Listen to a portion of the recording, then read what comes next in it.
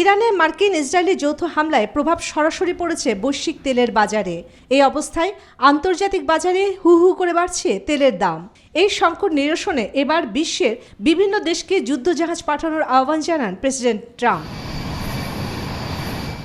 স্থানীয় সময় রবিবার এনবিসিকে দেওয়া এক টেলিফোনে সাক্ষাৎকারে তিনি হরমুজ প্রণালীতে নৌ নিরাপত্তায় চীন, জাপান, যুক্তরাজ্যকেও পাশে চান।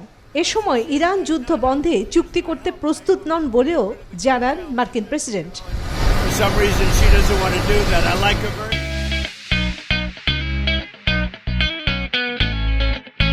তবে ট্রাম্পের দাবি নাকচ করে ইরানের পররাষ্ট্রমন্ত্রী আব্বাস আরাকচি বলেন, হরমুজ প্রণালী শুধু যুক্তরাষ্ট্র ও ইসরায়েলি জাহাজের জন্য বন্ধ রয়েছে। এদিকে ইসরায়েলের হয়ে গুপ্তচর বৃত্তির অভিযোগে ইরানের উত্তর পশ্চিম থেকে 20 জনকে গ্রেফতার করেছে IRGC। এমন তথ্য জানায় ইরানের আধা সরকারি বার্তা সংস্থা তাসনিম নিউজ। সংস্থাটি জানায়, তাদের বিরুদ্ধে ইরানের সামরিক ও নিরাপত্তা বিষয়ক তথ্যের বিবরণ ইসরায়েলের পাঠানোর অভিযোগ রয়েছে। ক্ষেপণাস্ত্রের গর্জনে কাঁপছে বৈরুত।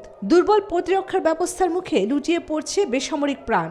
ইরানকে সমর্থন দেয়ায় দক্ষিণাঞ্চলের সাইদা, আল কাত্রনি ও নাবাতিয়া শহরে বিমান হামলা চালায় তেল আবিব।